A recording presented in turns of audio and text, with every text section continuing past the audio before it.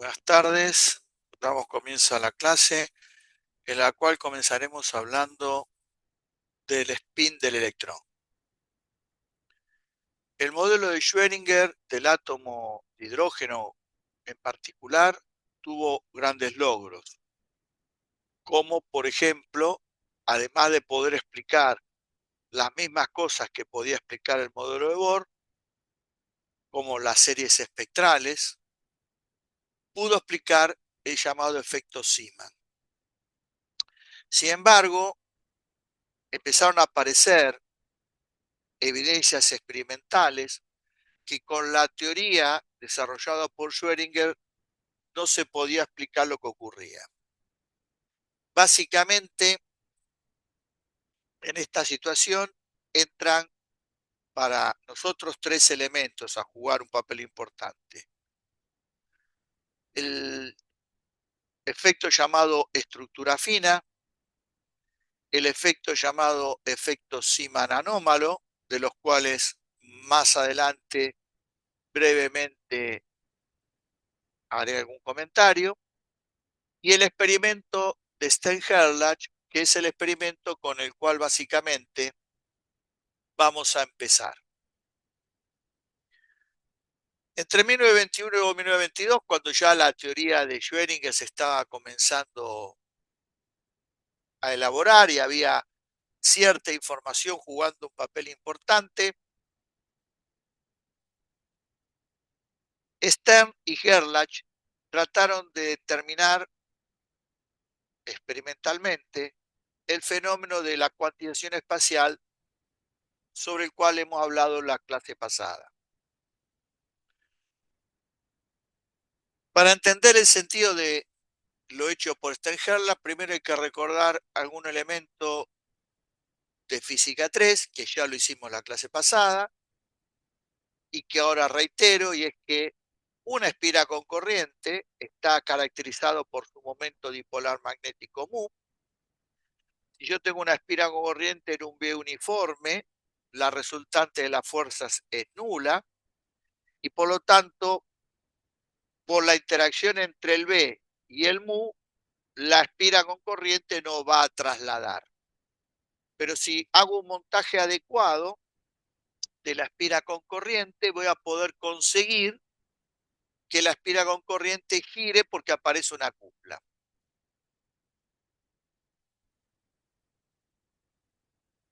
Hasta acá, algo que ya repito, usamos la clase pasada y que está seguro dentro de las cosas vistas en física 3. Sin embargo, algo que seguramente no analizaron, por lo menos con profundidad en física 3, es qué es lo que pasa si el B no es uniforme. Si el B no es uniforme, ahí ya la resultante de la fuerza no es nula y por lo tanto, si se le permitiera a la espira con corriente trasladar, podría trasladar. Se puede demostrar que hay una relación entre la fuerza y la interacción entre el mu y el B, dada por esta fórmula que está acá, que la aceptamos sin demostración, cosa que no vieron en física 3, y si siguieron manteniendo en este tema las mismas guías, cuando yo era el encargado de la materia, aparecía un problema que sugería esta expresión. ¿Para qué tiene que ver esto con el átomo? Bueno, la idea es que vimos la clase pasada, es que los átomos pueden ser tratados como espira con corriente. Es decir, están caracterizados por un momento dipolar magnético mu. Si pienso en átomos neutros, carga neta cero, el movimiento de estos átomos no puede ser afectado por un campo eléctrico, porque siendo la carga neta cero, la fuerza sería nula. Lo mismo que tampoco podría ser afectado su movimiento por este campo de fuerza, si la carga neta es nula. Desde ya, pensar que el movimiento de un átomo podría ser afectado por la gravedad, no tiene el menor de los sentidos. Pero si yo pienso en el átomo como una espira con corriente y que se esté moviendo en un B no uniforme, el movimiento que realice ese átomo, como espira con corriente, en un B no uniforme, ese movimiento se podría ver afectado por esta fuerza que acabamos de presentar. Ahora, el mu para un átomo está vinculado con el L a través de esta expresión.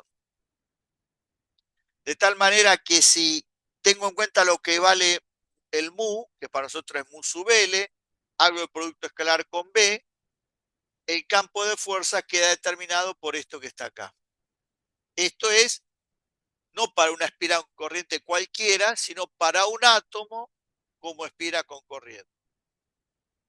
Si considero que el campo de inducción magnética es tal que las componentes Bx y Bi son nulas, la fuerza que actúa sobre ese átomo como espira con corriente, en función de estas características, de estas dos, se convierte en una fuerza que solamente actúa en la dirección del eje Z y está dada por esta expresión. Donde esto que está acá no es otra cosa que la componente en Z del momento dipolar magnético.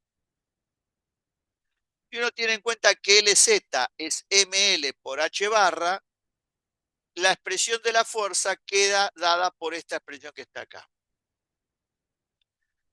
Supongamos que la derivada de B sub Z respecto de Z sea positiva, es decir, que a medida que me voy moviendo en el eje Z positivo, el valor de B va aumentando. La f de Z podrá apuntar hacia arriba o hacia abajo dependiendo del número cuántico ml. Cuando tome valores positivos, con este menos, la fuerza será hacia abajo. Cuando ml tome valores negativos, con este menos, la fuerza será hacia arriba. Siempre pensando en la dirección Z. Ahora, como el ml puede valer 0, la fuerza sería nula en ese caso. ¿Cómo se puso en juego todo esto en un experimento concreto?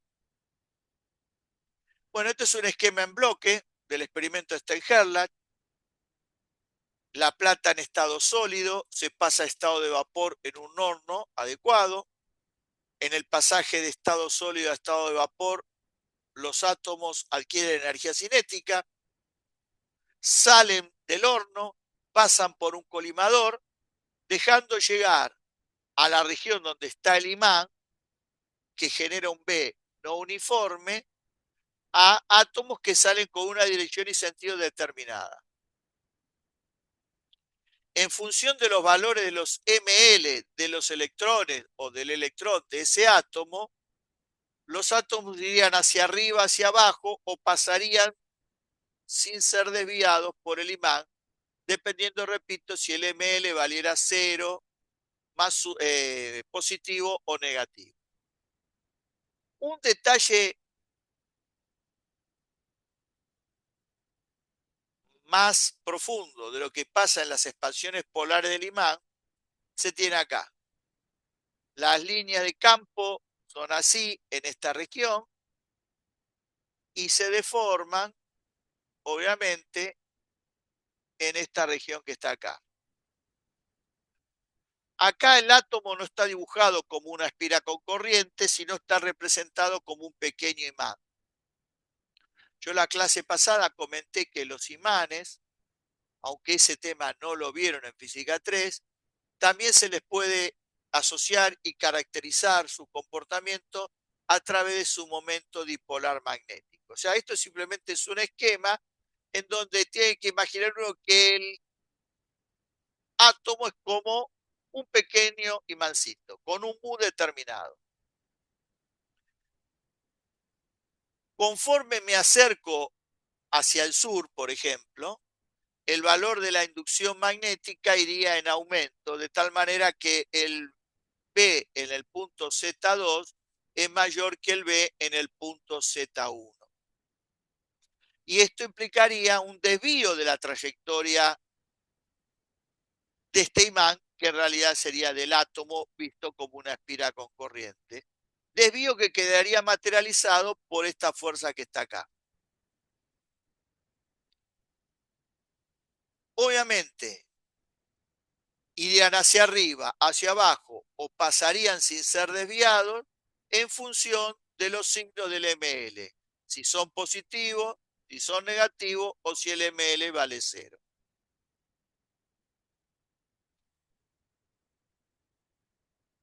Yo puedo pensar que los átomos de plata se separan, el haz de átomo de plata se va separando por las diferentes componentes que tiene MuLZ. Y MuLZ tiene diferentes componentes porque tiene diferentes componentes LZ. Y LZ tiene diferentes componentes por los diferentes valores que toma ML.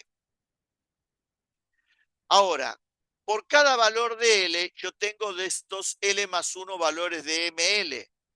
Por lo tanto, si L vale 0, tengo un solo valor de ML que es 0.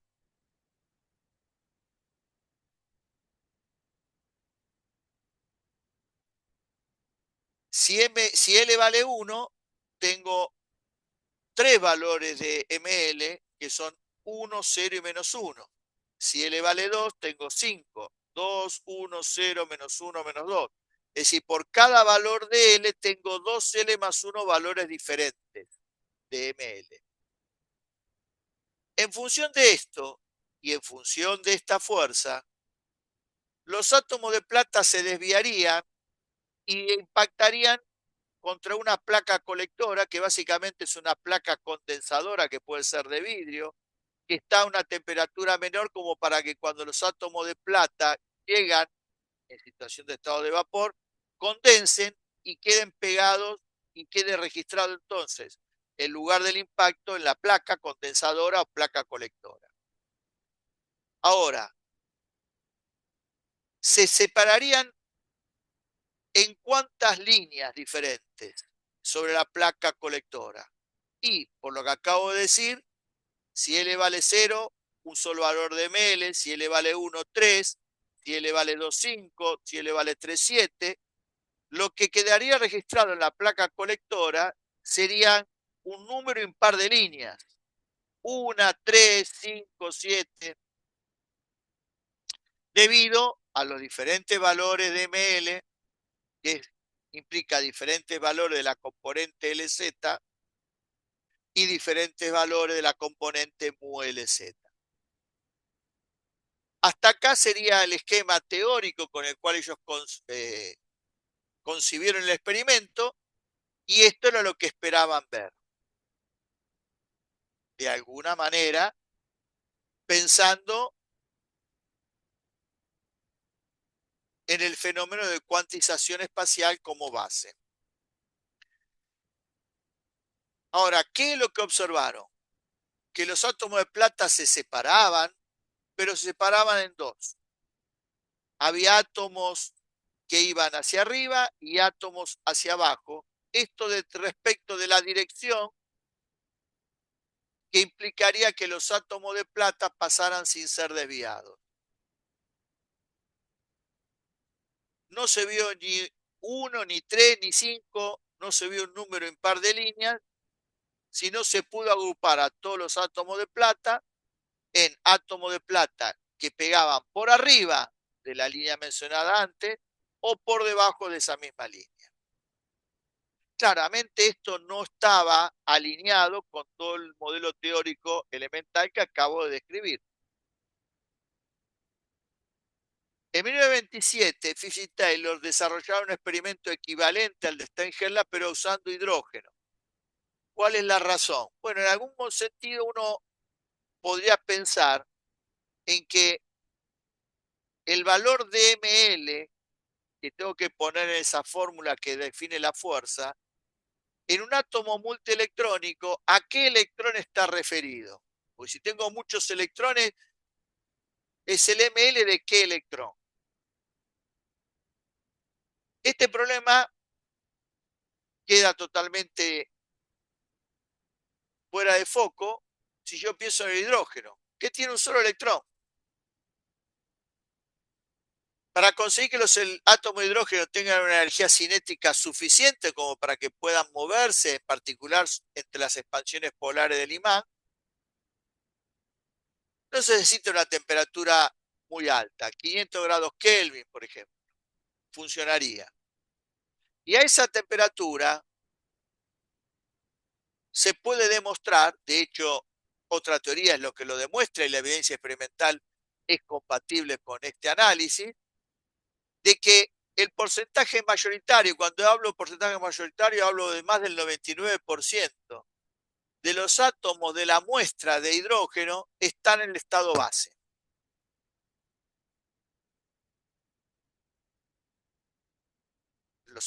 Los átomos, al tener energía cinética, pueden chocar entre sí y si la energía es la adecuada, podrían pasar a un estado de mayor energía como resultado de la energía que se transfieren en el choque. Pero a la temperatura con la que se trabajaba, este efecto era casi completamente despreciable. Al margen que también como resultado del mecanismo de calentar el gas, podría hacer que algún átomo pase a un estado excitado, además de tener energía cinética. Por lo tanto, la garantía fundamental de esto está en que los átomos de hidrógeno tienen un solo electrón y avalado por evidencia teórica y experimental en el estado base, es decir, N igual a 1, L igual a 0 y ML igual a 0, lo que conduciría a que todos los átomos de hidrógeno deberían pasar a través de esta región sin ser desviados, porque si ML es 0 para todos, la fuerza es nula. La única fuerza que podría considerarse como responsable de un cambio de la dirección. Sin embargo, hecho el experimento, que encontraron Phipps y Taylor, que había átomos de hidrógeno que iban hacia arriba, átomos hacia abajo, se desviaban en dos grupos, igual que con los átomos de plata.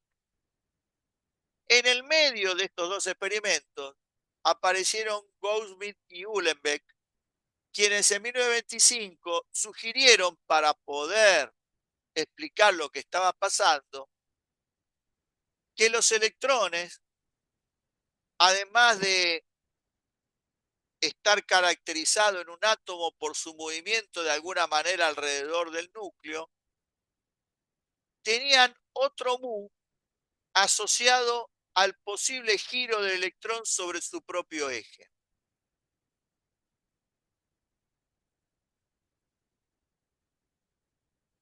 La idea de Uhlenbeck, Goldsmith y Uhlenbeck, permitía explicar tanto el fenómeno de estructura fina, que todavía no he comentado, como el de el experimento de Stern-Herlach. Pero antes de continuar con esto, un breve comentario que tiene que ver con mecánica para ubicarse en lo que estoy diciendo. Si yo tengo una partícula sin dimensiones, que ocupa un punto del espacio, yo calculo el momento cinético y respecto de un punto tomado como centro de momento y se acabó. Es lo único que necesito. En cambio, yo tengo un sistema de partículas o un sólido rígido, que es una manifestación particular de un sistema de partículas. Elijo un punto como centro de momento y evalúo el momento cinético. Voy a encontrar que ese momento cinético siempre se puede descomponer en dos momentos cinéticos, uno llamado orbital y otro de spin.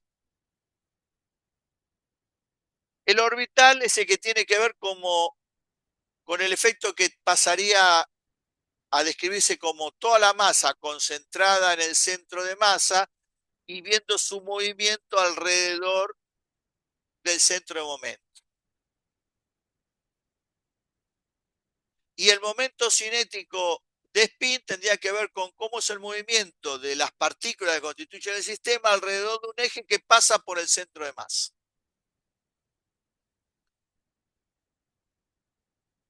Por ejemplo, la Tierra hace un movimiento, tiene asociado un momento cinético orbital, tomando como centro de momento al Sol, que tiene que ver con el movimiento alrededor del Sol, y un momento cinético de spin que tiene que ver con el movimiento de la Tierra alrededor de un eje que pasa por el centro de masa de la Tierra. Pero esto, repito, se hace siempre y cuando uno tenga un sistema de partículas o en particular un sólido rígido.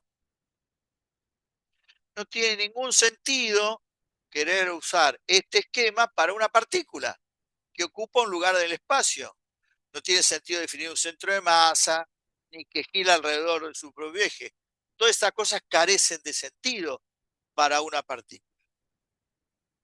La imagen de Gauss-Uhlenbeck estaba asociada a que, bueno, de alguna manera, aunque no hace una órbita en el sentido de Bohr, el electrón hace algún movimiento alrededor del núcleo. Y eso tiene que ver con un momento dipolar magnético mu, que nosotros venimos llamando mu sub L.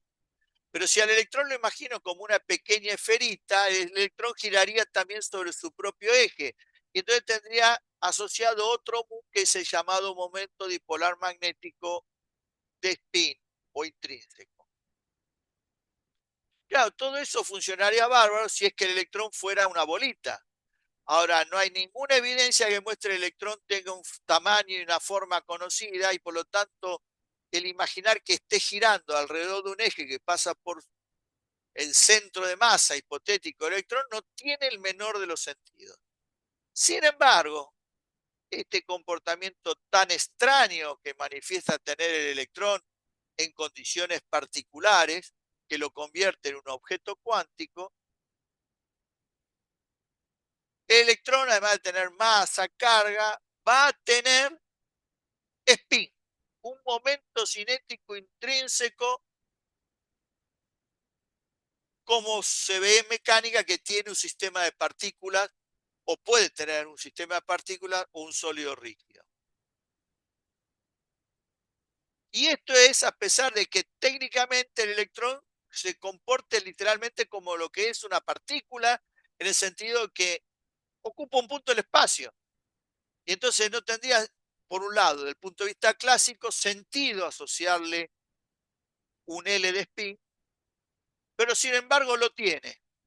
Y esto tiene que ver con ese comportamiento chiflado que tiene el electrón, según decía Feynman, y que lo convierte en un objeto cuántico. El L orbital tiene que ver con el L que venimos definiendo hasta ahora. Lo que hay que agregar es un nuevo momento cinético que se va a representar con la letra S. Y la suma de estos dos es la que se va a representar por J. Al mejor estilo de lo que pasaba en física clásica, pero con un sistema de partículas y un sólido rígido, no con una partícula. Por eso tiene un comportamiento chiflado el electrón. Se comporta como algo que no es, desde el punto de vista clásico. La imagen de girar alrededor de su propio eje carece del menor de los sentidos y no hay ninguna imagen clásica, ninguna, de que ni que es una esferita, ni que es una pelota de rugby, que permita entender por qué tiene un momento cinético de spin y peor aún, por qué tiene asociado un mu. Por tener un L, tiene asociado un mu, que es el mu sub L.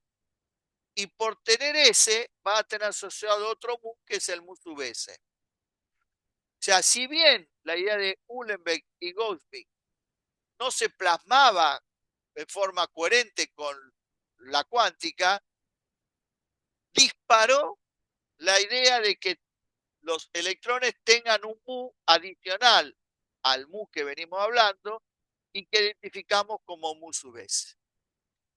Si uno quiere entender cómo es que pasa esto, tiene que desarrollar una teoría que nosotros no vamos a desarrollar, que es la teoría de Dirac, que es una teoría cuántica relativista que va a hacer ingresar al concepto del electrón, de spin del electrón en términos cuánticos. Lo único que nosotros podemos decir en el marco de lo que nosotros estamos dando como nivel de la materia, que así como el electrón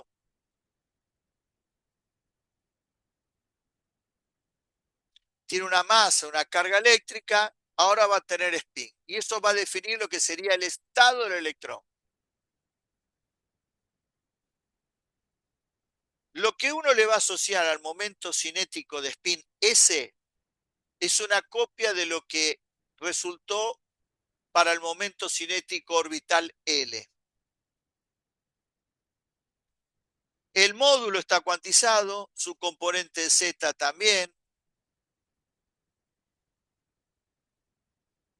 pero a diferencia del L, el módulo es único, porque este número que es el que cuantiza el módulo del momento cinético de spin al cuadrado tiene un solo valor, que es un medio. Y entonces el módulo vale solamente raíz de 3 sobre 2h barra. Y la componente en Z, a diferencia de la componente LZ, que puede tener diferentes valores en función de los valores que toma ML, la componente Z tiene solamente dos valores porque el número cuántico MS tiene solo dos valores, más un medio o menos un medio. Y esto es lo que está asociado a lo que se conoce como spin para arriba y spin para abajo. Cuando se habla del spin, se habla del spin de electrón que vale un medio a este valor. Se podrían definir operadores al vector S, a las componentes del vector S, al módulo al cuadrado, a SZ, determinar quiénes son las autofunciones, que las denotamos de esta manera. No vamos a escribir la forma de estas autofunciones. Lo cierto es que lo que hizo Dirac fue decir, bueno, si al desarrollo de Schrödinger yo le agrego estas nuevas funciones, que son autofunciones de S cuadrado bonete y SZ bonete, armo lo que va a ser la función de onda completa, con lo cual describo el problema del átomo de hidrógeno o de un átomo hidrogenoide. Y la función de onda completa tendría la estructura dada por esta expresión, en donde estaría determinada por 4 números cuánticos, a diferencia de lo que vimos hasta la clase pasada, donde necesitábamos 3 números cuánticos, y en donde a la solución de estado estacionario que veníamos hablando, le tengo que agregar la aparición de esta nueva fórmula, que repito, no es de interés nuestro ver la estructura matemática de la misma. Esta función de onda se podría demostrar que es autofunción de estos operadores, aunque esto simplemente, repito, lo decimos. Nada de esto vamos a demostrar. Ahora, si el electrón tiene un mu en un campo de inducción magnética, la interacción del B con ese mu definiría un cambio en la energía, dado por una fórmula equivalente a la que vieron en física 3 y que estuvimos usando la semana pasada.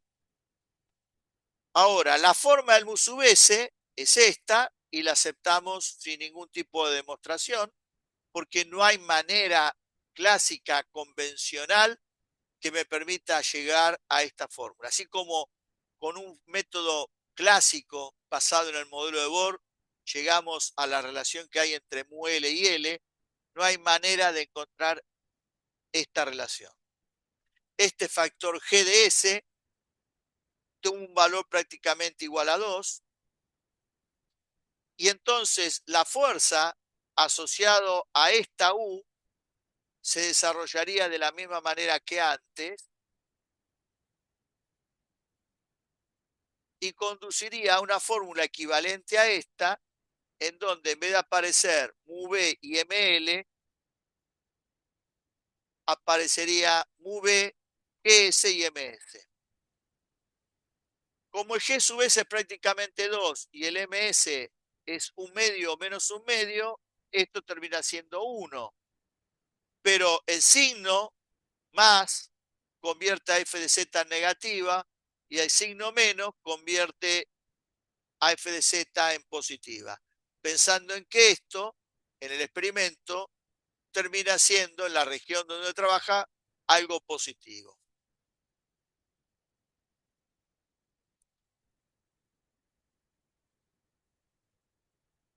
¿Cómo se explica entonces primero el experimento de Physics-Taylor, que es el más fácil porque tengo un solo electrón que estaba en el estado base fundamental? Bueno, la clave va a estar en que es cierto, N era 1, LL 0, ML 0, hasta ahí todo bárbaro, pero el MS para el único electrón de átomo de hidrógeno puede valer más un medio o menos un medio. Pensando en el principio de superposición, el estado 1, 0, 0 más un medio tiene una función de onda, el estado 1, 0, 0 menos un medio tiene otra función de onda, la suma define el estado de superposición. Cuando el objeto, que es el átomo de hidrógeno, pasa a través del imán, hace las veces como la interacción entre lo que se mide y lo que se quiere medir, colapsa la función de onda hacia un estado que es el DMS más un medio o el DMS menos un medio, lo que termina definiendo de que haya algunos átomos de hidrógeno que vayan hacia arriba, otros vayan hacia abajo. ¿Y qué pasa con el experimento de Steinherland? Algo equivalente. Lo que pasa es que en el medio hay algo particular en el experimento de Steinherland vinculada con átomo de plata y que tiene que ver que la plata tiene 47 electrones. Por algo que vamos a justificar dentro de un ratito, los electrones se ubican en capas y hay un número máximo de electrones en cada capa. Las capas K, L, M y N en el átomo de plata están completas y con eso se logra llegar a 46 electrones. El último electrón que queda en la capa N igual a 5, que es capa O, en la subcapa S, que es L igual a 0.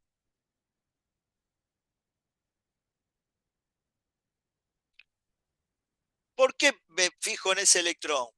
Porque como las otras capas son completas, los mu orbital y de spin de cada uno de los electrones se anulan y el único que genera un mu no nulo es el electrón de la capa O, subcapa S, es decir, L igual a 0. Si el L vale 0, el mu L vale 0, el vector nulo. Y entonces el único mu que tengo es el mu sub S, asociado al único electrón que tengo en la capa O. Y entonces el efecto que se tiene que explicar es equivalente al con el átomo de hidrógeno, nada más que con un electrón que está técnicamente en la capa O. Pero el esquema de explicación es exactamente el mismo.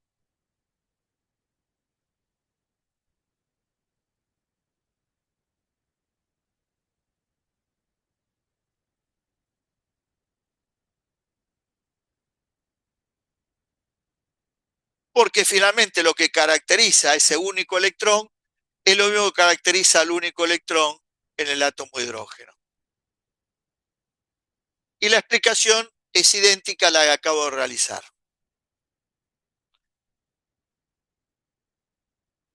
La estructura fina tiene que ver con algo que se llama la interacción spin-órbita. Y esto es complicado porque es un problema relativista. El cuatrimestre pasado yo incorporé un problema en la guía, sería la guía número 7, que está completamente resuelto en la misma carpeta donde está la guía, en donde se analiza con más detalle lo que voy a comentar ahora. Cuando digo con más detalle, es analizar más profundamente lo que ahora simplemente voy a comentar, salvando la distancia que hay con una explicación formal, ya que una explicación formal me llevaría a profundizar en cosas que están fuera del alcance del curso. Pero es un análisis más profundo del que voy a hacer o voy a comentar ahora.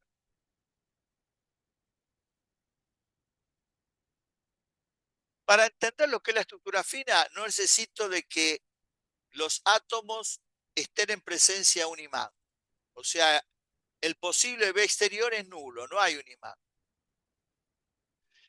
Y lo que muestra la estructura fina es que cuando se analizaba el espectro de emisión de un gas sin B exterior, pero con un espectrómetro de altísima resolución, muchas líneas del espectro que eran simples, por ejemplo, el salto cuántico 3,2 en el hidrógeno corresponde a la línea de color rojo, que es la primera línea de Balmer, acá todo bárbaro. Cuando yo lo analizo con un espectrómetro de altísima resolución, esa línea que la veo como una línea simple es una línea doble, es decir, son dos líneas de dos longitudes de onda diferentes, pero muy próximas. Tan próximas que un espectrómetro no adecuado no las permite distinguir y la ve como una línea simple. Este desdoblamiento, en ausencia de un B exterior, es lo que se llama estructura fina. ¿Y cómo puedo explicar esto? Elementalmente, un detalle más profundo está, repito, en la resolución del problema 12. ¿Y por qué esto es un problema relativista? El electrón, además de tener carga y tener masa, tiene spin. Y si yo me paro en un átomo monoelectrónico, en el electrón, el que se está moviendo o replicando el movimiento que hacía el electrón alrededor del núcleo es ahora el núcleo alrededor del electrón. Y el núcleo es sus protones, entre otras cosas. Y ese hidrógeno, por ejemplo, es solamente un protón. Pero si es un átomo hidrogenoide, es un conjunto de protones. Y ese conjunto de protones moviéndose alrededor del núcleo generan un B. Un B que llamamos B interior. Ese B interior interacciona con el mu sub S del electrón. Y esto determina dos energías diferentes, por lo tanto, cuando se produce la transición, dos fotones de energía diferentes, aunque muy parecida. A tal punto que un espectrómetro no de muy buena resolución no permitiría distinguir. Entonces, la estructura fina es la duplicación de muchas de las líneas del espectro. ¿Por qué digo muchas? Porque hay líneas que no se desdoblan y queda para ustedes pensar cuáles. Y pensar, además de cuáles, por qué.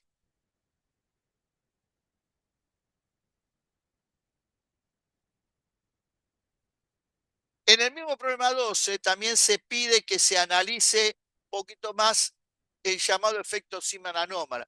Ahora voy a decir qué es el efecto Zeeman anómalo. El efecto Zeeman anómalo, ¿por qué aparece?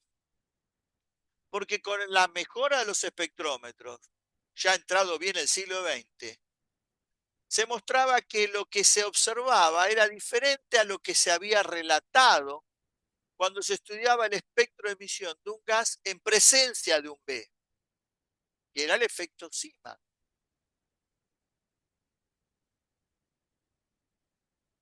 ¿Y por qué nos conformamos con lo que dijo Zeeman en final del siglo XIX? Porque en el siglo XIX, cuando Zeeman hizo el experimento, con los espectrómetros que trabajó y con los valores de B que él usó, relató lo que se observaba. Y lo que se observaba era eso y no requería del concepto de spin. Porque no se observaba más que una línea se convertía en tres, la fundamental y una de menor y otra de mayor longitud de onda respecto de la fundamental, por llamarlo de alguna manera, o la longitud central. Ahora, la mejora de los espectrómetros mostró que ya naturalmente cada nivel de energía es doble, o algunos niveles de energía, para ser coherente con lo que dije antes, son dobles por el efecto de estructura fina. Si ahora algo que tiene en cuenta la estructura fina le agrego un campo exterior, es la idea de Zeeman. Pero lo que se observa es que algunas líneas se desdoblan, como decía Zeeman, y otras se desdoblan de una manera diferente porque tengo que agregarle simbólicamente el efecto de estructura fina. Entonces, hay desdoblamiento en líneas impares, en líneas pares, en función de todo lo que hemos comentado antes. En la práctica es lo siguiente. El B exterior ahora no interacciona con el muele, como veníamos describiendo, sino interacciona con un mu, que es la suma del muele más el muese. Y esto es lo que define el efecto Zeeman, que es, como repito, agregar la posibilidad de la existencia del fenómeno de estructura fina, agregarle un B exterior.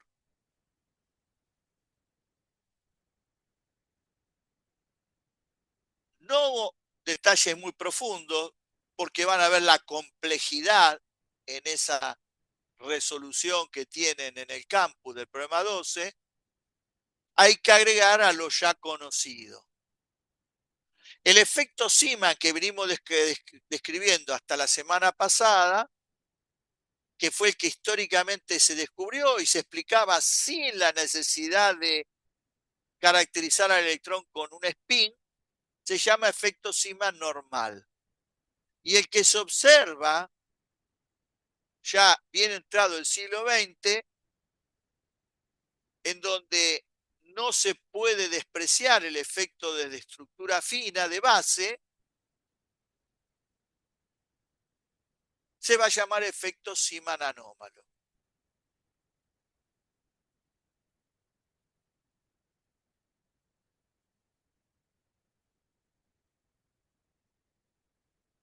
Con toda esta información, ustedes están en condiciones de agregar a lo que ya conocían de química, como la estructura electrónica de los elementos, razones físicas más profundas que justifiquen lo que han hecho en ese momento en química.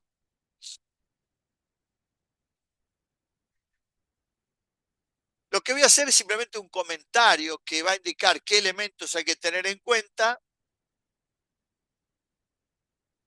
como para que, repito, puedan entender un poco más la lógica detrás de la organización de los elementos en la tabla periódica, la organización electrónica.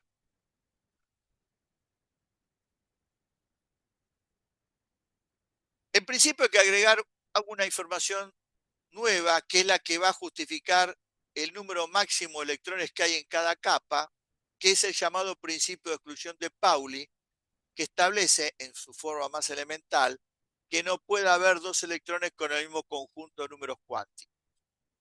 El conjunto de números cuánticos lo constituye N, L, M, L y MS.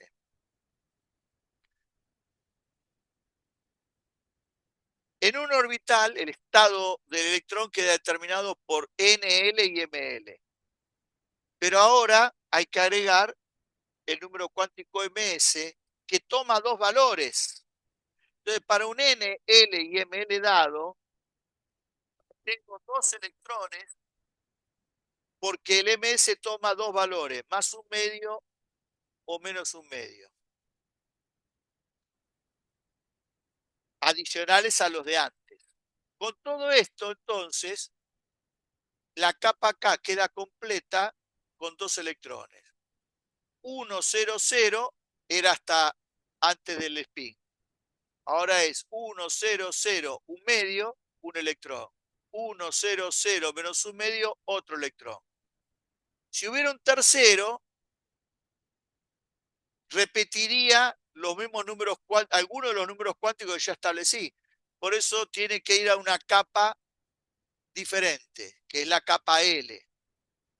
Y entonces empiezo, n igual a 2, y L puede valer 0 o 1, y en función de los valores de L son los de ML, y en función de esto de LMS tengo un electrón con NLML y un medio, y los mismos NLML y menos un medio, y eso define que el número máximo de electrones en la capa L es 8. Y el número máximo en la capa M es 18. Y si uno tiene en cuenta que 46 electrones en los átomos de plata definen capas completas K, L, M y N, son 46 electrones, podrían determinar cuál es el número máximo de electrones que tiene la capa N.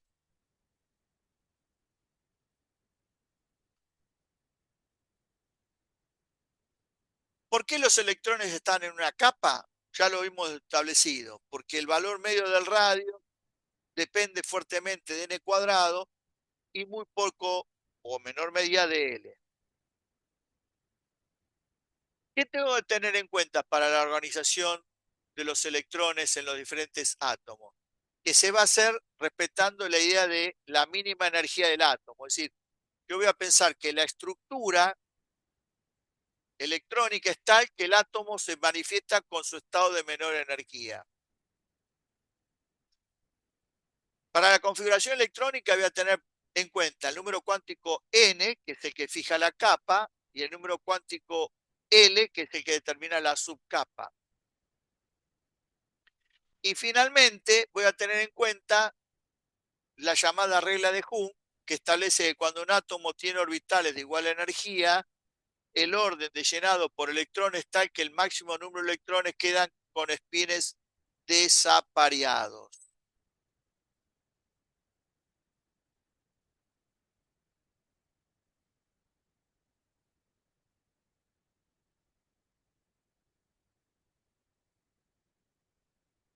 Esto todo se ve en lo que seguramente en química identificaban como cajitas cuánticas.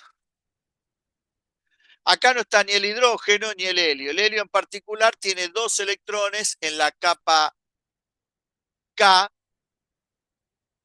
uno que es 1, 0, 0, un medio, 1, 0, 0 menos un medio. Tiene la capa K completa y es un S cuadrado. Esta es la configuración electrónica del helio. Un S1 es la configuración electrónica del hidrógeno. El litio tiene 3 electrones. Bueno, en esta cajita cuántica, o dicho de otra manera, en esta capa ya no puede estar. Tiene que estar en la capa siguiente, que es la L, que es n igual a 2. Que en el estado subcapa S, L igual a 0, está así, con el spin para arriba. Así se dice. El próximo electrón completa esta nueva cajita, que es la capa K, perdón, la capa L, subcapa S. Pero en la capa L tengo otra subcapa, que es la P, L igual a 1.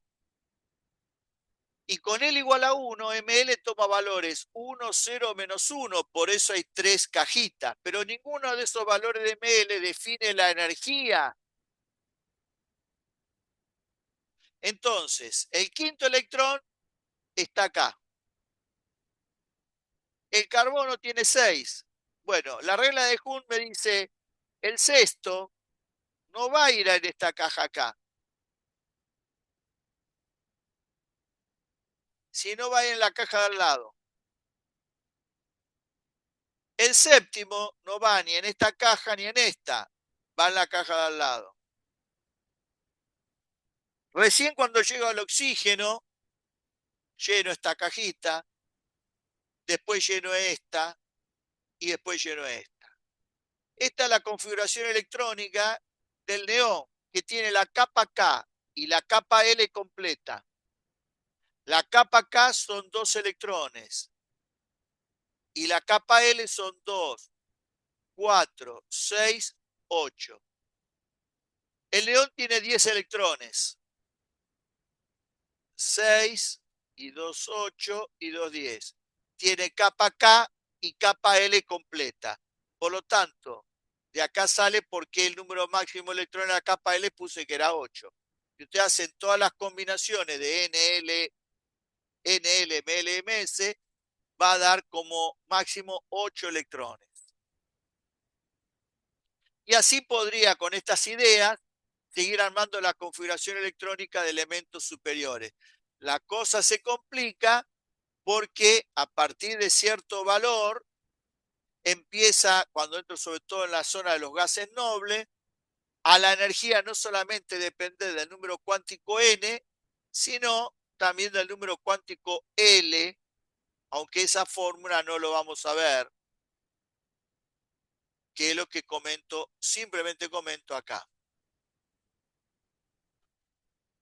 El objetivo no es que ustedes recuerden cómo hacer la configuración electrónica de cualquier elemento de la tabla periódica, sino simplemente mostrar que a lo mejor algunas cosas que le enseñaban como regla tienen un apoyo, una base en elementos de física que tienen que ver con esta teoría cuántica, en donde al modelo de Schrödinger le agrego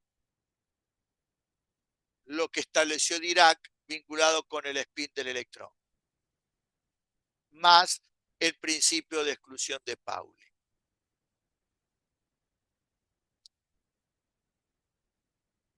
Además de poder completar esto con la lectura del libro, en el libro hay algo sobre lo que se llama emisión estimulada y en particular sobre lo que es un láser. Sobre esto, la semana que viene va a aparecer un documento ampliatorio en donde yo voy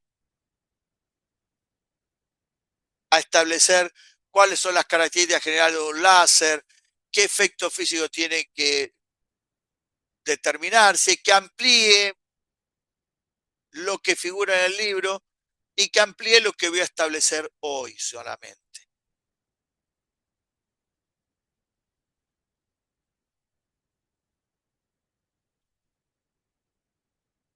En la teoría de Bohr, el único proceso que había de emisión era el proceso de desexcitación espontánea, o sea, lo que se llama emisión espontánea, que acá queda caracterizado de la siguiente manera. Esto es un esquema del libro.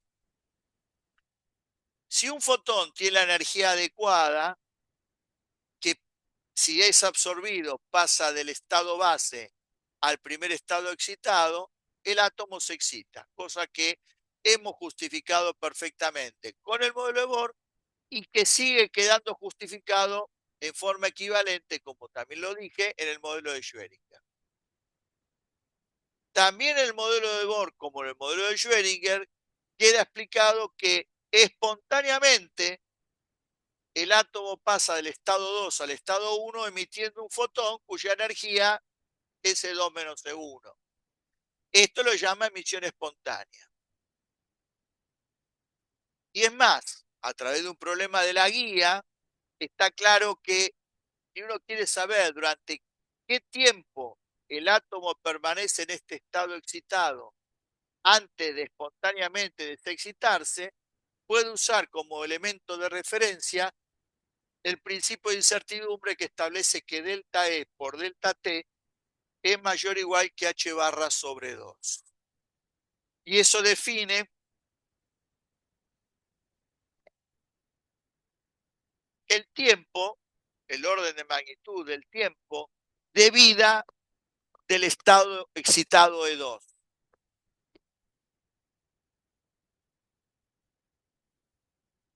Ahora, existe un proceso de emisión que explicó originariamente Einstein y que no estaba contemplado antes, proceso que él admitió su existencia para terminar explicando el espectro de emisión del cuerpo negro, conjuntamente con Bose, usando la llamada estadística de Bose-Einstein.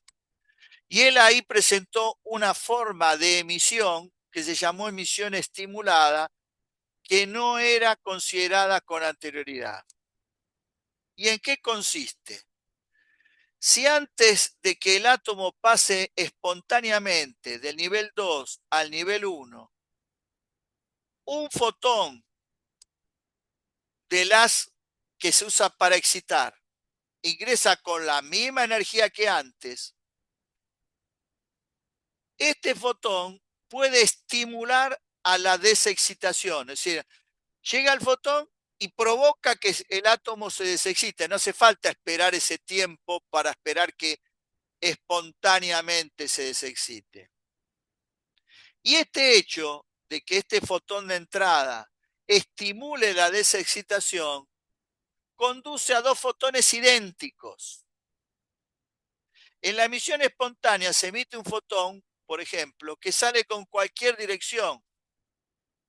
En cambio acá, los dos fotones salen con la misma dirección y sentido, entre otras características idénticas que tienen estos dos fotones, el que se estimula y el que estimuló el proceso.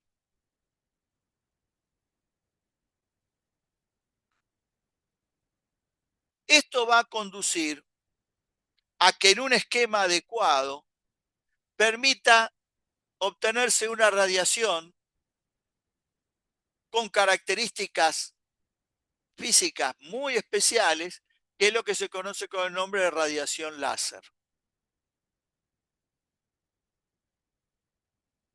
Por supuesto, con esto solo no alcanza, pero esto es parte de lo que se necesita para que funcione un láser, que haya emisión estimulada.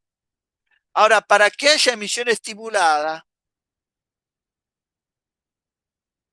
va a ser útil considerar algo que no es lo que naturalmente ocurre y que es lo siguiente. Naturalmente, la mayor cantidad de átomos de un elemento, por ejemplo, un láser en estado gaseoso, como el láser de helio-neón,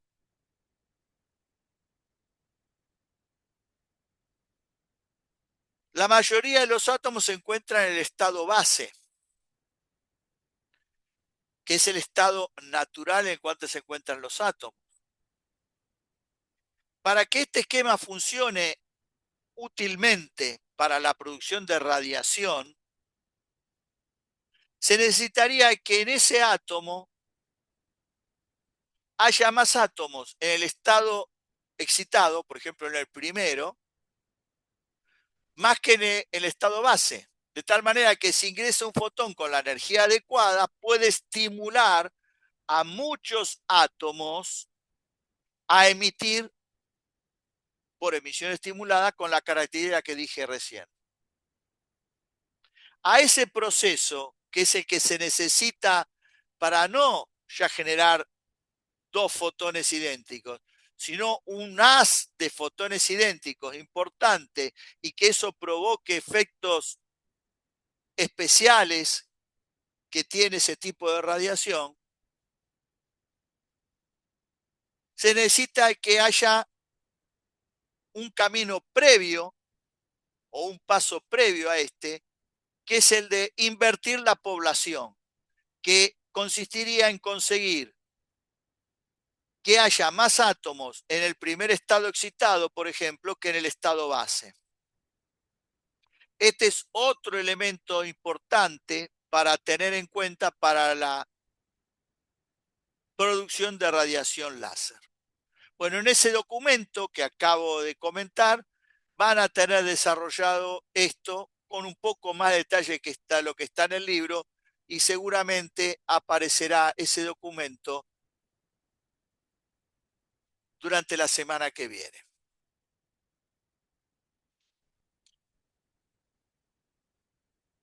Bueno, hasta acá hemos llegado. No sé si tenés alguna duda.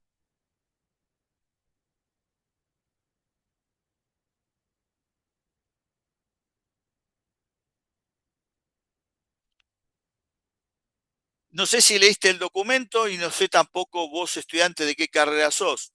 si leíste, mejor dicho, la noticia, ¿vos estudiás ingeniería electrónica? Ah, perfecto, porque si fuera de ingeniería electrónica, el tema siguiente que tenemos que desarrollar hoy no lo tendrías que estudiar, tendrías que estudiar a cambio otro tema. Pero vos, como sos de la especialidad mecánica, sí tenés que ver física nuclear. Bueno, no hay más remedio que comenzar con este tema en la clase de hoy, pero teniendo en cuenta de que no está conectado naturalmente con lo que acabo de describir. Lo ideal en estos casos sería hacer un alto y seguir otra clase, pero no, según el cronograma no está previsto porque si no, no dan los tiempos para desarrollar el tema. Igualmente, esta primera parte, lo que tenemos que ver de física nuclear, es claramente una introducción y no vas a tener demasiado problemas para seguirlo porque no tiene dificultades conceptuales. La física nuclear es un tema de especialización, por lo tanto, en el tiempo que tenemos asignado para desarrollarlo, solamente podemos hacer una introducción.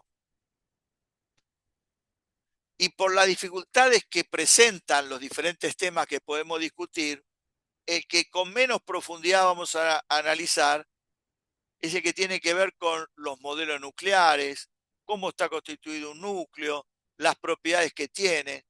Este va a ser el que más descriptivamente vamos a desarrollar. En cambio, vamos a ver con bastante profundidad, dentro de lo que es este curso, dos procesos que tienen lugar a nivel nuclear y que son la llamada desintegración radiactiva y las llamadas reacciones nucleares. Empecemos por el comienzo. El primero que planteó la existencia de un núcleo fue Rutherford. Luego de su experimento de dispersión de partículas alfa por una lámina delgada de oro, quedó claro que había que cambiar de modelo. El modelo de Thomson no funcionaba y Rutherford desarrolló el modelo planetario que implicaba la existencia del átomo, del núcleo. En 1918 termina mostrando la existencia de la partícula que iba a ser responsable de transportar la carga positiva en el núcleo, que es el protón, del griego proto, que es primero, protos, que es primero. Pero el problema que empezó a tener Rutherford y todos los físicos fue si los protones conviven en una región de pequeña el espacio llamada núcleo, ¿cómo hago para evitar que se repelan? Porque según la ley de Coulomb aparece una fuerza de repulsión. Entonces tendría que haber algo que contribuyera a luchar contra esa fuerza de repulsión. Hubo algún intento de pensar de que en el núcleo había electrones que se llamaban intramuros para distinguirlo de los electrones que estaban moviéndose alrededor del núcleo. La presencia de los electrones daría lugar a una fuerza de atracción, pero por otro lado, entre los electrones también aparece una fuerza de repulsión. Y no hubo posibilidad, imaginando la presencia de electrones, llegar a lograr una situación de equilibrio. Por otra parte, las evidencias experimentales que mostraban cuál podía ser la carga del núcleo era incompatible con tener electrones porque la carga neta no se correspondía del núcleo, estoy hablando, con la que resultaba de imaginar que hubiera electrones. Tampoco cerraba con el tema de la masa que mostraba tener el núcleo, y eso llevó a que debe haber partículas que tuvieran una masa significativa, importante, y no aportaran carga para llegar a dar con los valores de carga y de masa del núcleo. Y eso trajo aparejado la presencia del neutrón en el núcleo, el cual terminó oficializando su presencia recién en 1932.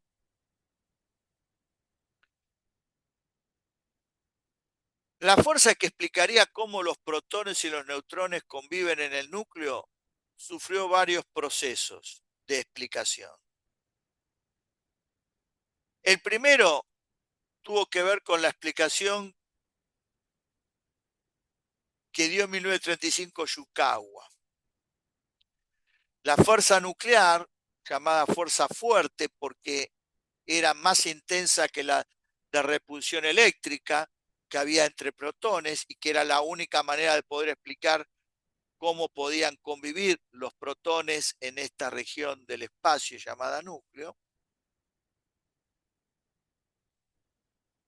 la explicó de una manera que por ahora es ajena al nivel del curso, y él habló de la fuerza residual fuerte como responsable de la unión de protones y neutrones en el núcleo. Yukawa terminó siendo premio Nobel por su explicación de la fuerza nuclear. Luego, ya entrado la década de 60, el protón y el neutrón manifestaron tener estructura interna y entonces apareció la necesidad de la existencia de los quarks como partículas que podían constituir a los protones y los neutrones, entre otras. Los quarks pasaron a tener también características que los distinguían a unos de otros. Y una de las características que tenían los quarks era el tener color. Y entonces la fuerza nuclear se terminó explicando a partir de la fuerza de color entre quarks. Esto tiene que ver con un desarrollo que está totalmente fuera del alcance de este curso, que recibe el nombre de cromodinámica cuántica. Cromo, color, dinámica, fuerza, que conduciría a explicar la fuerza nuclear. Nosotros, ahora en breve, voy a explicarlo de una manera más sencilla y acorde con el nivel del curso.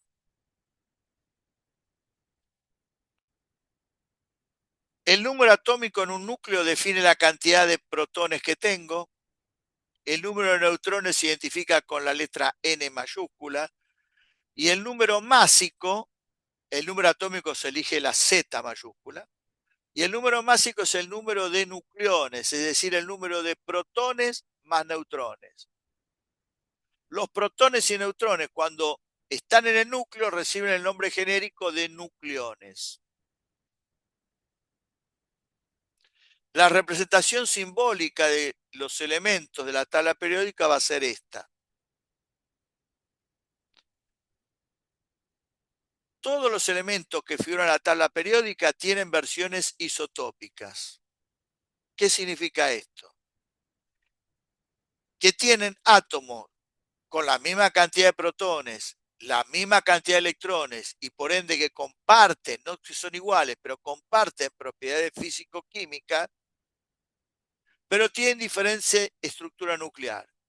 ¿Y en qué se manifiesta la diferencia de la estructura nuclear? En el número de neutrones y por ende diferente número másico. Hay isótopos naturales e isótopos artificiales. Cuando se tiene isótopos naturales, lo que se busca es ver cuál es la abundancia respecto del elemento que figura en la tabla periódica, en qué proporción aparece uno en términos del otro. Los artificiales que se generan en el laboratorio tienen como un proceso central para ser producidos las llamadas reacciones nucleares neutrónicas, que oportunamente vamos a desarrollar. El primer isótopo descubierto, o los primeros isótopos descubiertos, fueron los isótopos del hidrógeno, que son el deuterio, que además de un protón tiene un neutrón, y el tritio, que además de un protón tiene dos neutrones.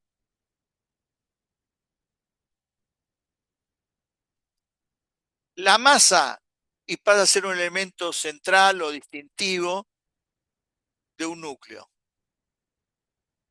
la cual se puede determinar con un espectrómetro de masa, cuya explicación de funcionamiento habrán visto en física 3. La masa del núcleo llega a ser el 99,9% de la masa del átomo.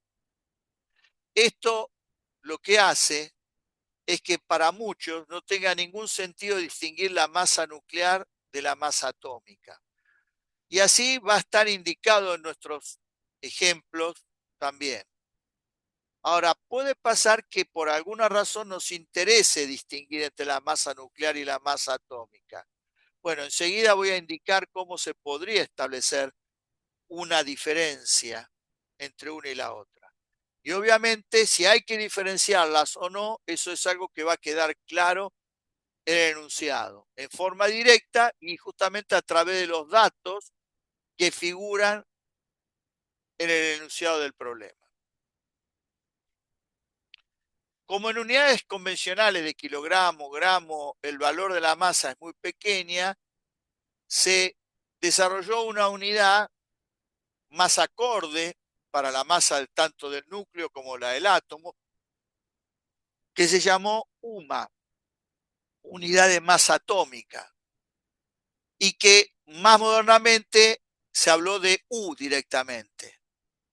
Un U es equivalente a lo que en algún momento se llamó UMA. También se cambió la referencia. En una primera etapa, la referencia del UMA era la masa del átomo de hidrógeno. Más modernamente, el UMA se toma como referencia la masa del átomo del carbono 12,6. A través del problema resuelto, ejemplo resuelto 44.1, van a ver cómo se puede relacionar el UMA con los kilogramos y a través de la equivalencia masa-energía, cómo se puede relacionar el UMA con unidades de MEV sobre C cuadrado. Esto es muy útil porque en general los resultados se trabajan en MEV, las energías, y en UMA, las masas.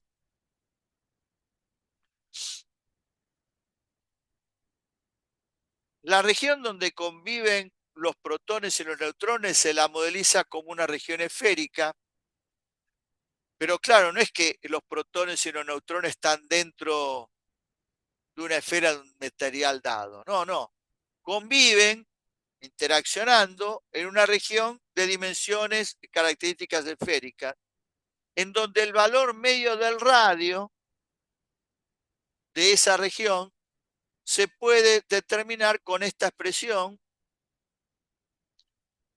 en donde en función del tamaño del núcleo y lo que vale típicamente el valor medio del radio, en vez de trabajar con unidades de metros, centímetros, se trabaja con un submúltiplo del metro, que es el Fermi, en honor a Enrico Fermi, también premio Nobel. Un Fermi es 10 a la menos 15 metros. Y la expresión que da el valor medio del radio es una constante, 1,2 Fermi, por el número más igual a un tercio. Y esto define el valor medio del radio de la región donde conviven protones y neutrones.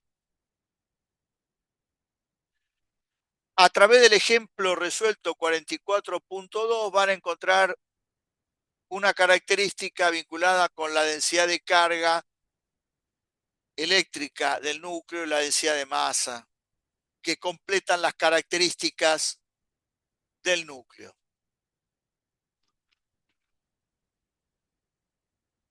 Hablemos pues de la fuerza nuclear. Por supuesto no vamos a hablar como modernamente exigen las nuevas teorías de la física de partículas, sino hablaremos en términos más tradicionales, por lo menos por ahora.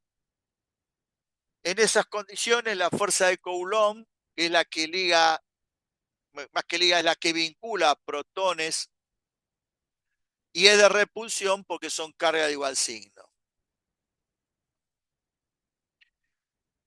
Si solamente hubiera protones, no habría manera de concebir el núcleo.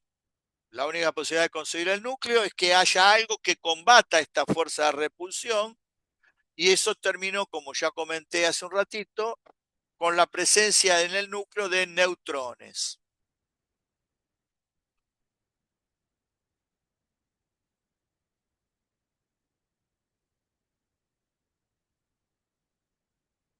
En función de los valores típicos que toma la fuerza de repulsión eléctrica entre protones, resulta que para que los protones convivan en esta región, se necesita que esta fuerza nuclear sea en módulo mayor que la fuerza de repulsión eléctrica.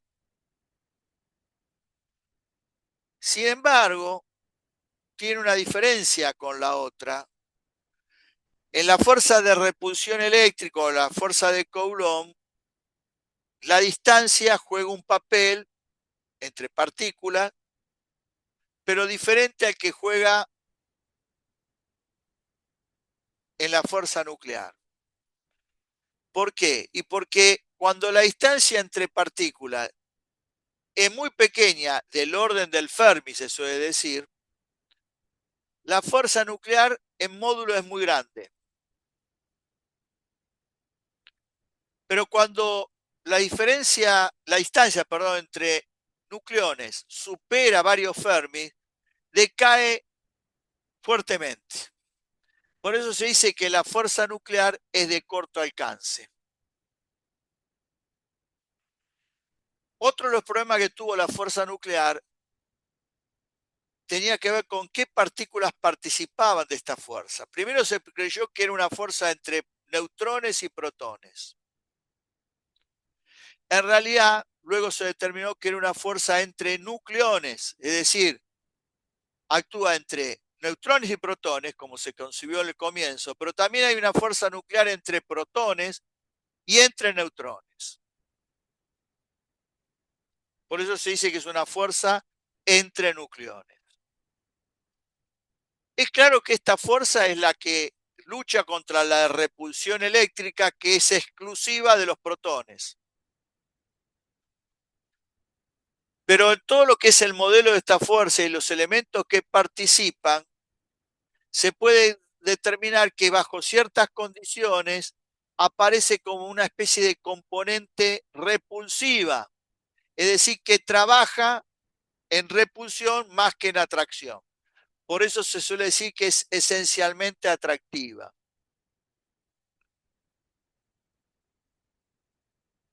¿Por qué es tan difícil modelizar todo esto? Y bueno, entre otras cosas porque los protones y los neutrones, igual que los electrones, tienen masa, uno tiene carga, el otro no, tienen spin, está la interacción entre spin, el principio de exclusión de Pauli, bueno, se entra a complicar enormemente.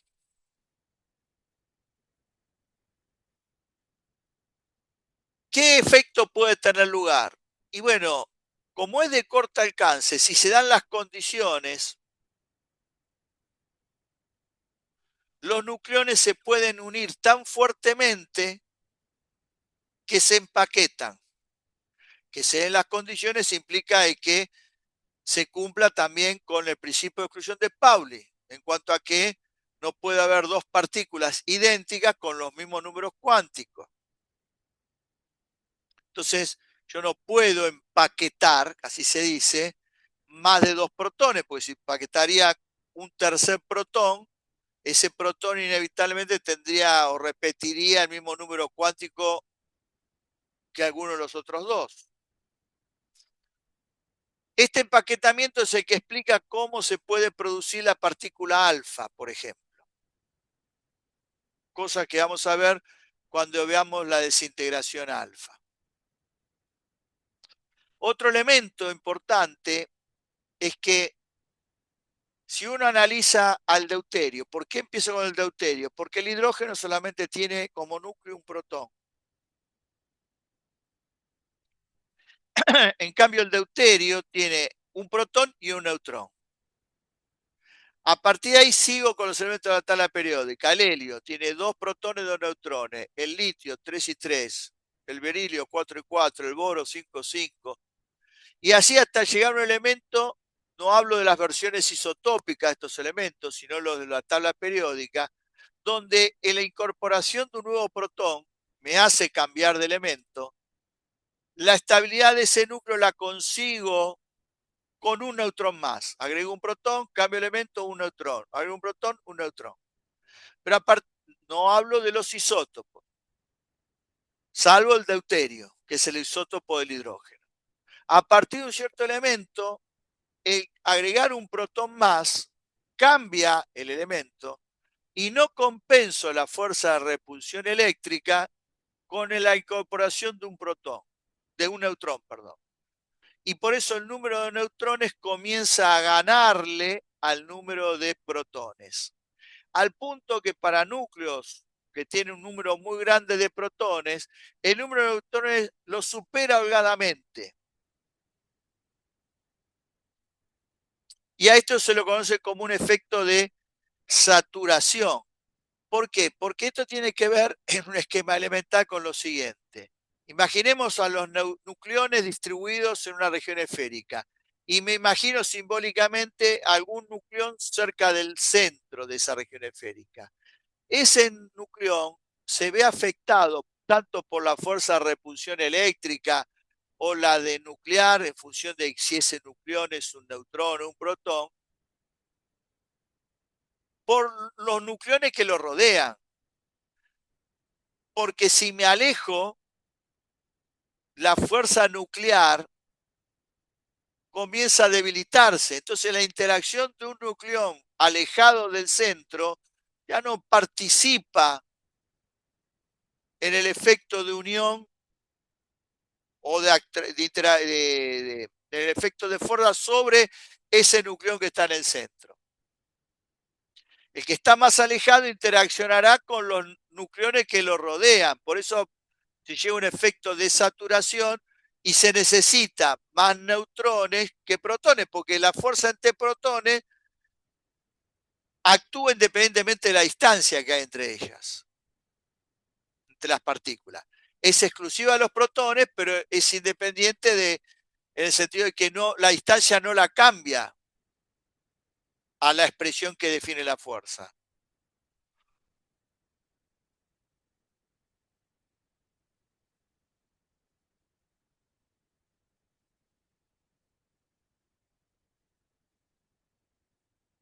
Vinculado con los modelos nucleares y con el modelo de fuerza nuclear, si uno quisiera profundizarlo, nos llevaría a temas que están por fuera del alcance del curso. Y vinculado con esto tienen que ver las llamadas energías de enlace, tanto nuclear como atómica.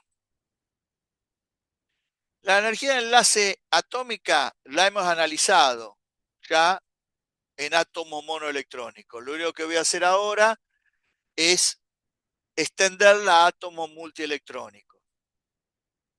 Y la idea de la energía de enlace nuclear respira el mismo espíritu, pero aplicado al núcleo. ¿Qué sería la energía de enlace nuclear? Es la energía que tengo que entregarle al núcleo para separarlo en protones y neutrones que estén lo suficientemente alejados como para que no interaccionen entre sí y considerarlos que están en reposo.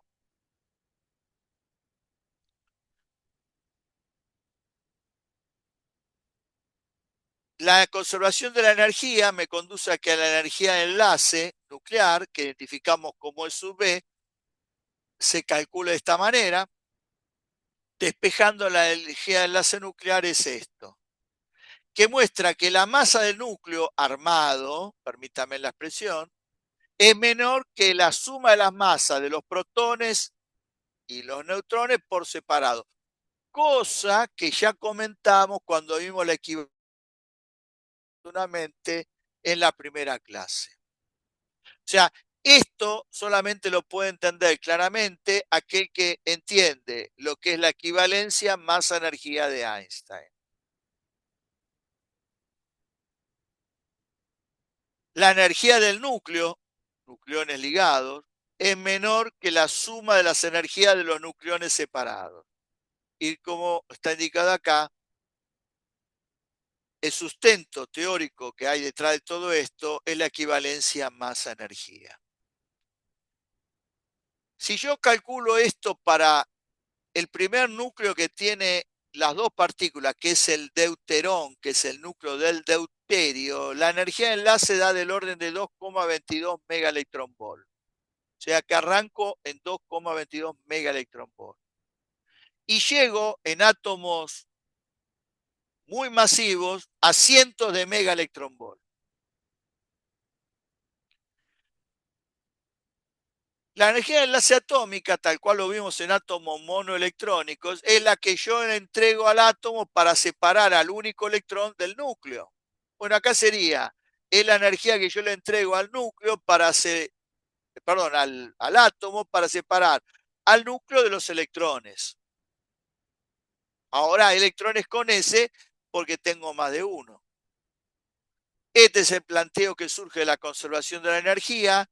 La energía de enlace atómica es la que identifico como E de AZ y la expresión me quedaría esto que está acá, que muestra algo que también discutimos en su momento, que la masa del átomo armado es menor que la suma del núcleo, de la masa del núcleo, más la Z veces la masa de los electrones.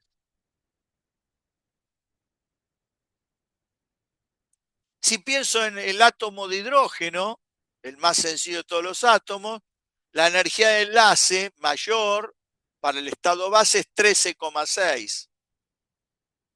Y de ahí en adelante las energías de enlace van aumentando, pero en átomos multielectrónicos, los más de número atómico más grande, puede llegar a alcanzar del orden de los keV, decenas, centenas de keV y se acabó. ¿Esto qué quiere decir? Que entre la energía de enlace nuclear y la energía de enlace atómico hay una diferencia de orden de magnitud muy importante. Por lo tanto, cuando uno estudia procesos que tienen que ver lugar exclusivamente a nivel nuclear, en general todo el problema de la energía de enlace a nivel atómica se desprecia. Esto es porque si cambia el núcleo, está cambiando el átomo.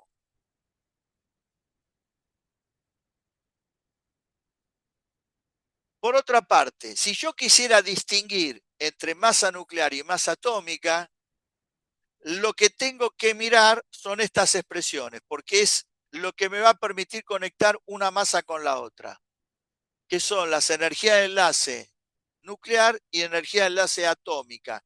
Son las que me permitirían, en función de los datos que me den, distinguir entre la masa atómica y la masa nuclear, si es que el problema me pide que la distinga ya sea porque me lo dice enunciado o por los datos que me da.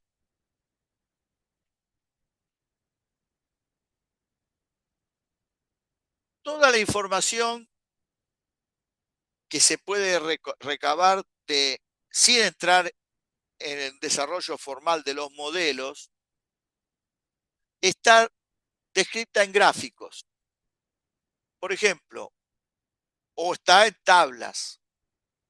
Hay un gráfico muy interesante que es el de la energía de enlace nuclear por nucleón versus el número másico. Energía de enlace nuclear por nucleón en función del número másico. Primero, obviamente, acá no están volcados todos los elementos. Todos los elementos de la tabla periódica, más todos los isótopos que tienen, da un conjunto de puntos mucho mayor que el que está representado ahí.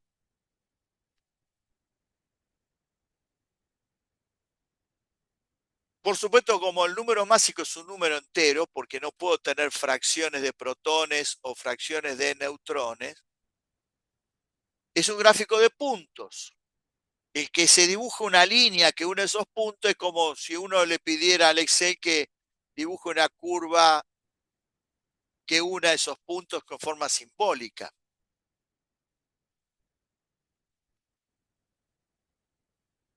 Hay detalles que tienen que ver con cambios en esta región, en esta región de acá, que para poder explicarlo haría falta meterse un poco más profundamente en la estructura nuclear de esos elementos. Pero lo que interesa a grandes rasgos es lo siguiente. Al dividir la energía de enlace nuclear por el número de nucleones, es como calcular la energía promedio, de alguna manera, con la que hay que entregarle para separar dos.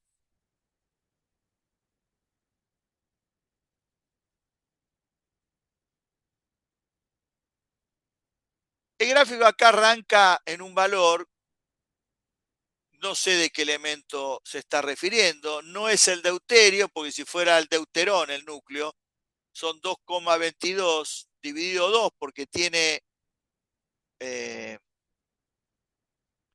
un protón y un neutrón, la energía de enlace nuclear por nucleón estaría hablando de 1,11. Arrancaría de ahí y de ahí en más tengo todos los elementos que quiera. ¿Qué muestra este gráfico?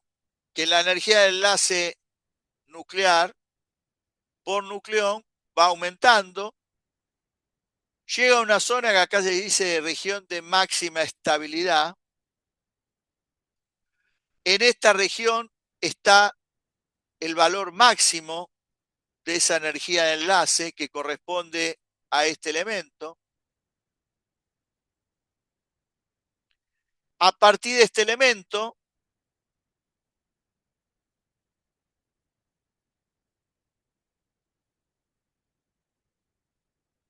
la energía de enlace por nucleón comienza a decrecer, se sale de la región de máxima estabilidad y sigue decreciendo. Y para números redondos, como se suele decir, entre 9 y 7 megaelectronvolt, tengo fundamentalmente concentrada una cantidad importante de los núcleos de la energía de enlace nuclear de los elementos tanto de la tabla periódica como sus versiones isotópicas.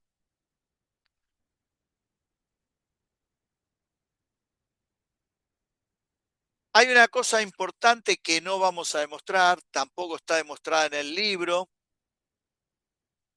pero que es fundamental y que aporta este gráfico, y que es la siguiente. Repito, no lo vamos a demostrar, no está demostrada en el libro. Solamente están permitidos aquellos procesos a nivel de núcleo que conduzcan a que la energía de enlace por nucleón vaya en aumento.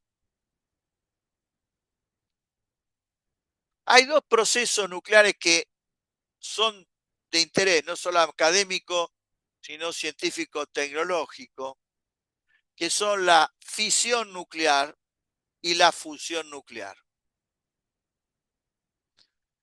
¿Qué núcleos se pueden fisionar?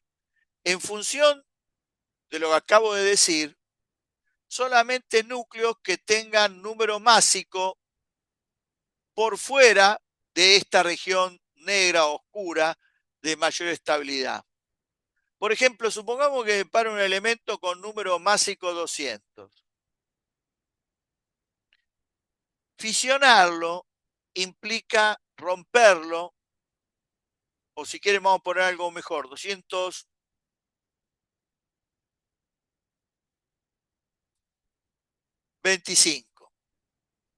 Fisionarlo significa romperlo, separarlo, en dos fragmentos, así se llaman de fisión. Como los nucleones no se pueden romper, el número de nucleones que tengo en el fragmento A y el número de nucleones en el fragmento B sumados me tiene que dar el número de nucleones del núcleo que voy a fisionar. Supongamos que la fisión de este elemento con número másico 225 se hace en un núcleo de número másico 100 y en un núcleo de número másico 125.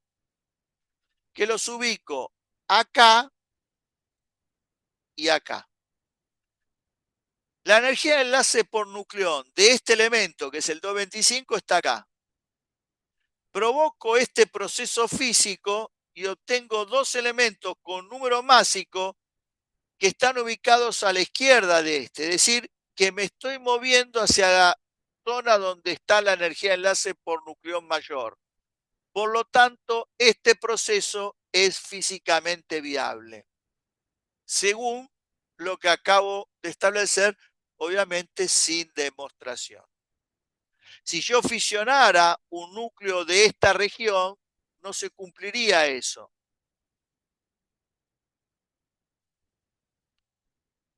Por otro lado, la fusión, esta sería entonces la zona, en forma simbólica, de la fisión.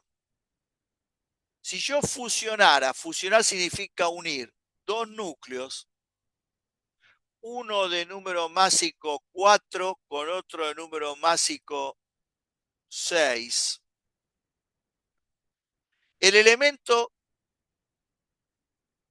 que tendría número másico 10. Número másico 4 estará por acá.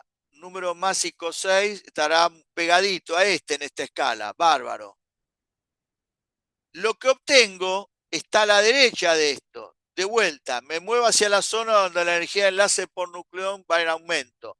Por lo tanto, la fusión tiene lugar con núcleo de esta región. Esto dicho a grandes rasgos, pero es para determinar una cosa interesante de este gráfico, basada en que los procesos a nivel nuclear que tienen lugar son aquellos que conducen a que la energía de enlace por nucleón va en aumento. ¿Qué es esto de la estabilidad? Bueno, el tema de la estabilidad se puede manejar de dos formas. En un gráfico que se llama curva de estabilidad nuclear, que vamos a ver, y que tiene que ver con que n se grafique el número de neutrones versus el número atómico. Y tiene que ver con el cociente n sobre z. Primero veamos este gráfico que se llama estabilidad nuclear. Acá está el número atómico y acá está el número de neutrones. Esta recta a 45 grados muestra que n es igual a z, es decir, igual número de neutrones que protones. Como yo les dije, sobre esa recta están todos los elementos de la tabla periódica hasta un cierto valor, menos los isótopos. El deuterio no está en esta, perdón, el deuterio está en esta recta. Tengo un protón y un neutrón. Está el helio, el litio, el berilio, 2 y 2, 3 y 3, 4 y 4, 5 y 5. ¿Quiénes están fuera de esta recta? Los isótopos de esos elementos. El tritio tiene 2 neutrones y un protón. Entonces está por arriba de la recta a 45 grados. Pero hay otros elementos donde el número de neutrones es menor que el número de protones y quedarían por debajo. Son pocos estos elementos, pero los hay. Ahora, la mayor cantidad de elementos que está por arriba de la recta a 45 grados. Y eso tiene que ver con lo que comenté antes del efecto de saturación y que el número de neutrones tiende a aumentar sobre el número de protones. Acá se ve claramente como a partir de algún elemento, más o menos por acá, número atómico aproximadamente mayor a 30, todos los elementos están por arriba de la curva a 45 grados. Una medida de lo estable o no que es un núcleo me lo da el cociente, repito, n sobre z.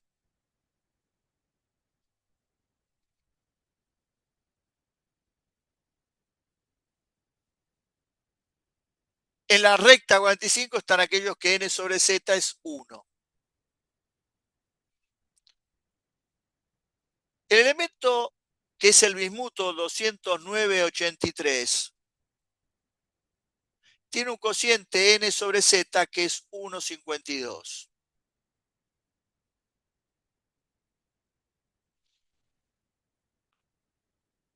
Ese valor, 1,52, hay que tomarlo como referencia. ¿Por qué? Porque el bismuto es un elemento estable.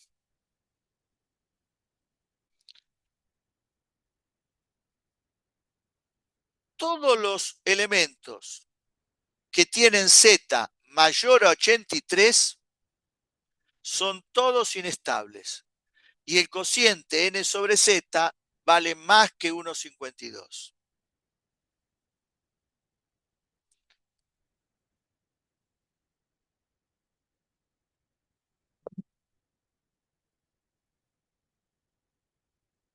Cuando el n sobre z es menor que 1,52, tengo tantos núcleos estables como inestables.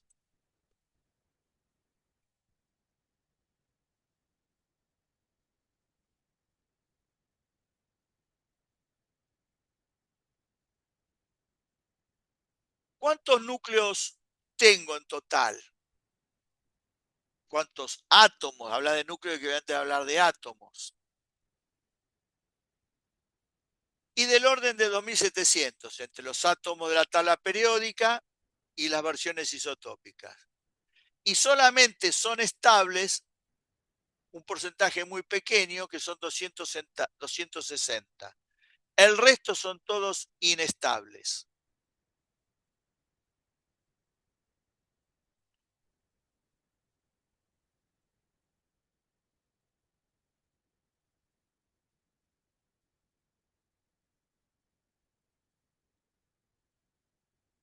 También se puede vincular la estabilidad con la energía de enlace nuclear por nucleón, que es en este gráfico.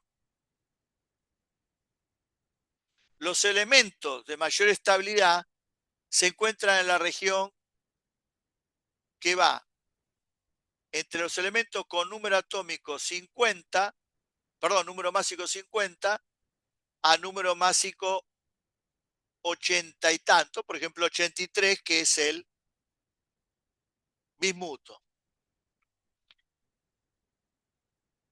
Y acá en este gráfico se encuentran los elementos en esta región con estos valores de energía de enlace por nucleón en el entorno del máximo, los elementos que tienen mayor estabilidad. Pero estos solamente son descripciones del gráfico, porque si uno quisiera justificar esto, lo puede hacer, pero con un conocimiento más profundo, no solo de la fuerza nuclear, sino de los modelos nucleares. Y eso está por fuera del alcance de curso. Por eso lo único que hago es describir algunas propiedades de los núcleos y que surgen de analizar lo que pasa en estos gráficos. Justamente, el tema de los modelos nucleares es el tema que menos vamos a desarrollar. De hecho, si ustedes miran en el libro, hay una información muy escueta, y porque es un problema cuántico complicado y todavía no resuelto en su totalidad.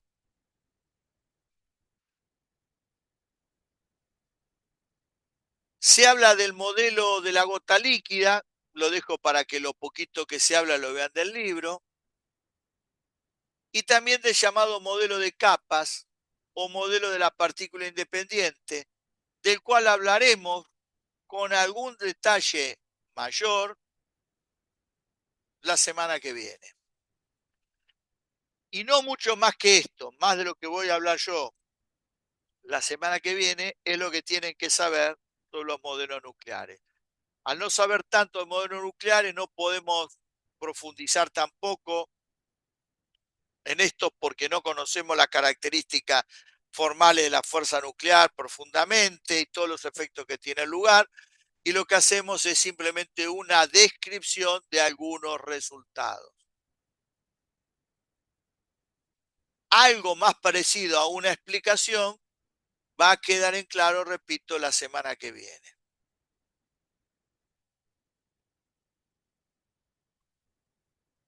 Esto es todo lo que respecta a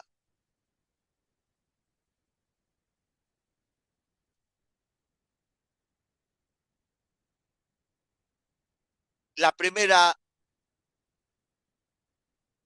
de las tres cosas que vamos a hablar sobre física nuclear. próximo tema, que lo voy a desarrollar la clase que viene, es sumamente importante, lo vamos a ver con bastante profundidad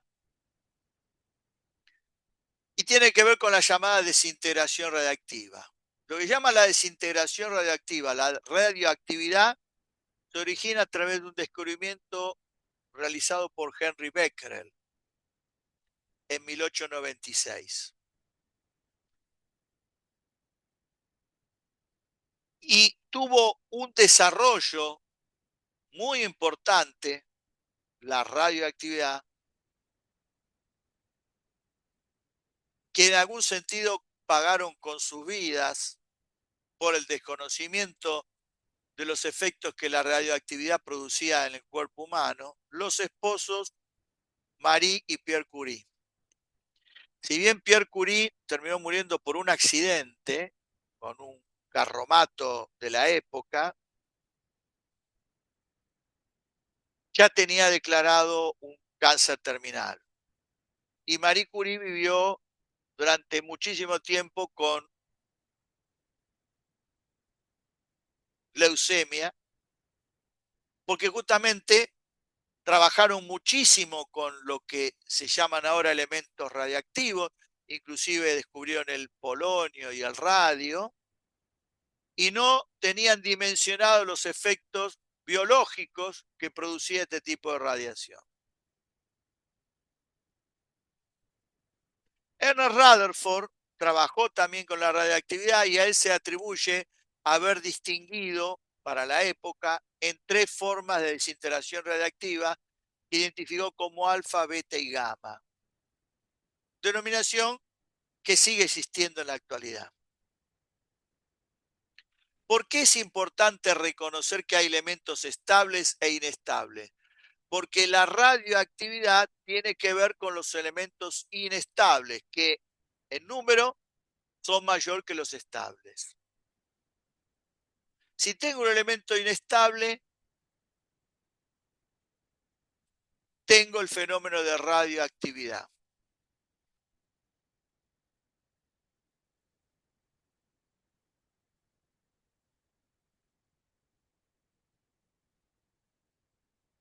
¿Qué es la radioactividad entonces? Y con eso terminamos.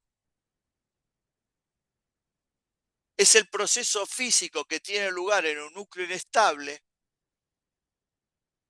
que trata de conseguir estabilidad o un cierto grado de estabilidad mayor, emitiendo espontáneamente partículas y o fotones.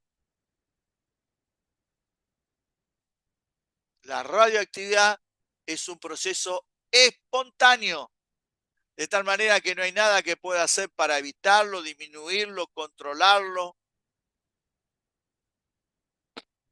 Y es lo que termina siendo un núcleo inestable para conseguir un mayor grado de estabilidad. Como en la descripción que completaremos la clase que viene, terminaremos viendo. Bueno, la clase que viene vamos a empezar con la llamada ley de desintegración radioactiva. Bueno, hasta acá por el día de hoy. No sé si querés hacer alguna pregunta.